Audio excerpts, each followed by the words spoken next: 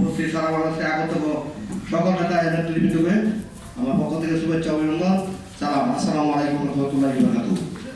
আমি শ্রদ্ধার সাথে স্মরণ করতে চাই আমার মরহুম জনতা যার হাত ধরে এই রাজনীতি জীবন আমার শুরু, সে এক শপথ শুরু নেলু ভাইকে ওনাদের আত্মার মাগফিরাত কামনা করি, আল্লাহ যাতে ওনাকে বেহেশতে নসিব করেন।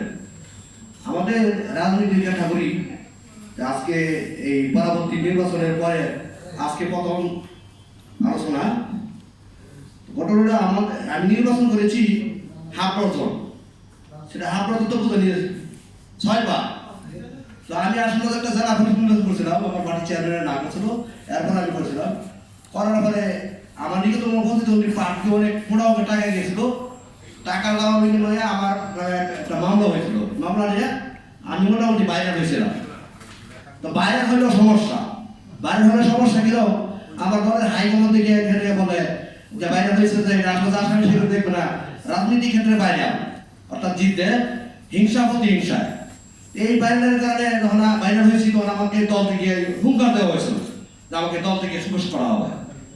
যখন সুপুষ করা হবে হুঙ্কার দেওয়া হয়েছে, যখন বাইরে হয় তখন আমি আবার থানায় যাইনি, ওই দাদা যে আইনি থেকে বাইরে করছিল এদের বিরুদ্ধে আমি মামলা করলাম, চিঠি করলাম আর কি। মামলা করলাম অটোমেটিক আমার বাইরে বন্ধ হয়ে গেছে। যাক, আমার দলের ফটোপতি ঠিক মতো হয়ে গেছে। আসলে বাইরে হইলে সমস্যা, অর্থাৎ আলোচনার সমস্যা দুটোই ভালো। আসলে আলোচনার সমস্যা থাকলে আমাদের দলের আসলে হাইলাইট কিছু হবে না। এই যে বিকাশ, এইবার নুর হক নূর, এইবার যে কার কি হইতো ভালো করে জানেন, অর্থাৎ আওয়ামী লীগের পাঁচাটা কুকুর যাকে বলে 5-6টা খাইতো, সেই লোক আজকে মিনিস্টার। রাজপথে মুরগির রক্ত একটা ঘুষি গেছে, মুরগির রক্ত হয়ে হাই একেবারে খারাপ হয়ে গেছে। যা আসলে কিছু করেন ভালো করিয়া, আর না করাই ভালো, হয় ফাটাই আলান না নিজেই ফাইটা যায়। এর কিন্তু আমাদের কাজ করতে হবে।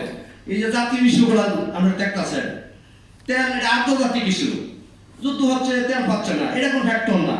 কিন্তু মাননীয় চেয়ারম্যান মহোদয় এবং আমার হাউসের যারা আছেন, আমি একটা প্রশ্ন করতে চাই, সারটা কি এটা বিদেশ থেকে আসে না আমার বাংলাদেশে তৈরি হয়?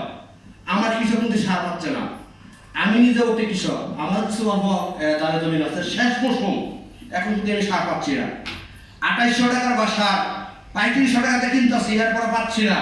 এই বেদনা এই দুঃখ কার কাছে যদি আমি জানাবো? তো বর্তমান যে সরকার খুব ভালো সরকার, রাস্তা দিয়ে অনেকেই মজা করে বলে আমার নাম খাম্বা তারে, আমি খাম্বা থাকবে বিদ্যুৎ থাকবে না, তেলের পাম্প থাকবে তেল থাকবে না, সারের বিড়া থাকবে সার থাকবে না। তো মাননীয় চেয়ারম্যান মহোদয়কে দৃষ্টি আকর্ষণ করতে চাই, আমরা ডাক শুনেদের কেউ না আসে, আমরা একলাই চলি, আমরা রাজপথে এই সার নিয়ে একটা আন্দোলন করি, রাজপথে খারাই 10 জন 5 জন আমি থাকবো, কেউ না থাকলে বলেন আমাদের করা উত্তম। অর্থাৎ জনগণের ফকিস করতে হবে, জনগণের মৌলিক চাহিদা দেখতে হবে। না দেখে যদি আমরা চাটুকা রাজনীতি করি, আমরা কি চাটুকা, আমরা চাটুকা করতে পারলাম না।